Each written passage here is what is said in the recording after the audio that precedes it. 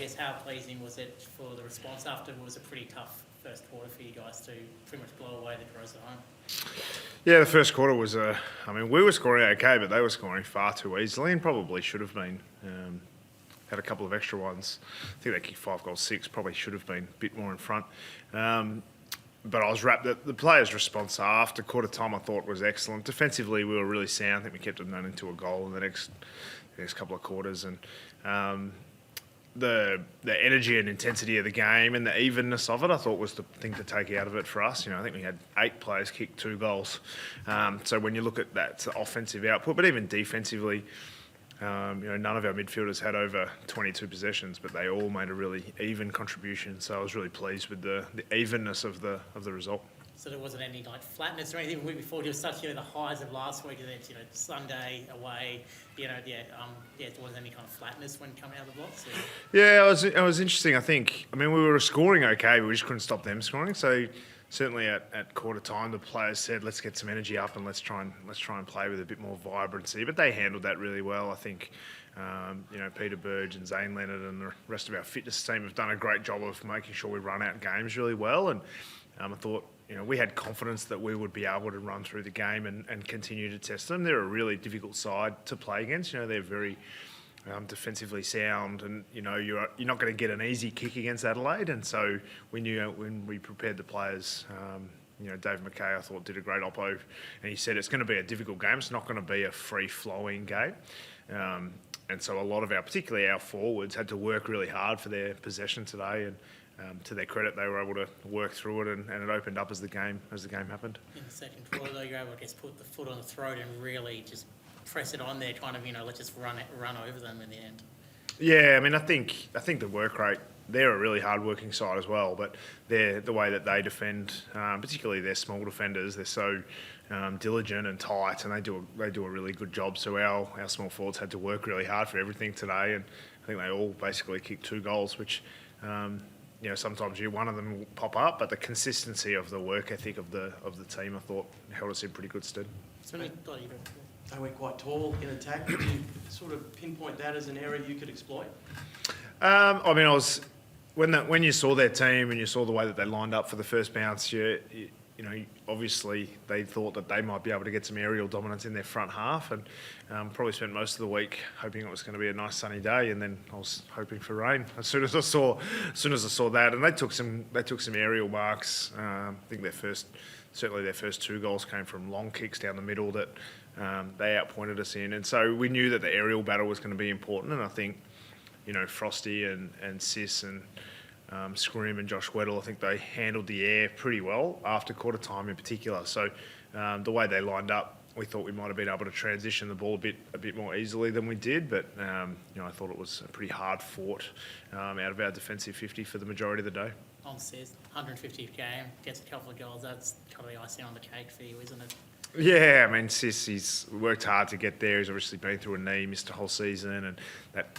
I think when players have missed a huge chunk of footy like that, the milestones mean a little bit more, and so wrapped for him to make a contribution, to hit the scoreboard, and he didn't get too far from the goal square in the last quarter when he went down there, but really pleased for him, and he's an important player for us and the captain of the club who's doing a great job leading us at the moment. And Will Day and Adelaide boy, I guess when the game was really on the line, he was the kind of guy that kind of broke it open, especially around clearances of the contest.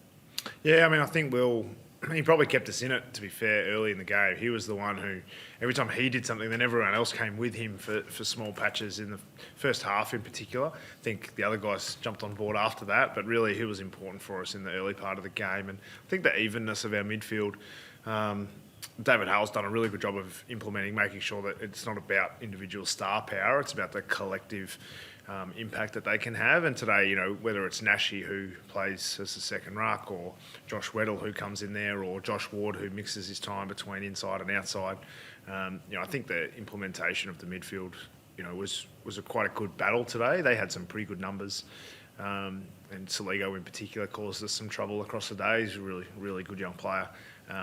But the evenness of our midfield, I thought made sure that we got the chocolates in the end.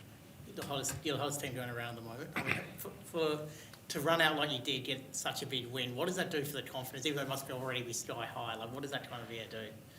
I mean, I think there's part of us that's happy with how we're playing and things are going well, but we're still ninth. So we're still out of the 8. We're still not where we want to be. There's not too many easy games in the competition at the moment. So, you know, we go to Canberra to play GWS, and they had a fantastic win.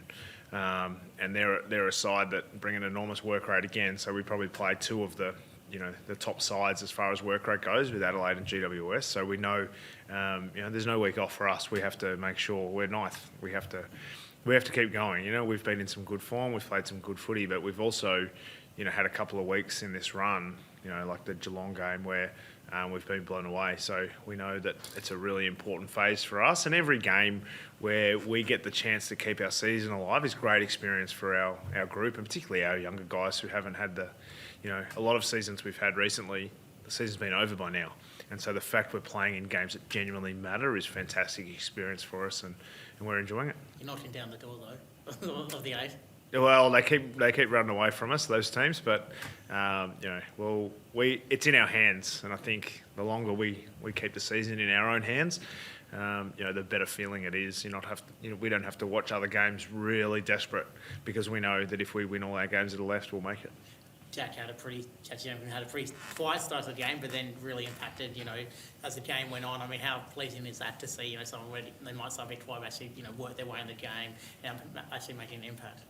Yeah, I mean, I think Jack Giddy, he's gonna get attention, and he's always had attention, but defensive intent, that's as tight a player as there is in the competition with what they did. And I thought he worked really hard for everything he got today. He had not a lot of space, and I think as you progress through your career, you need to deal with different challenges.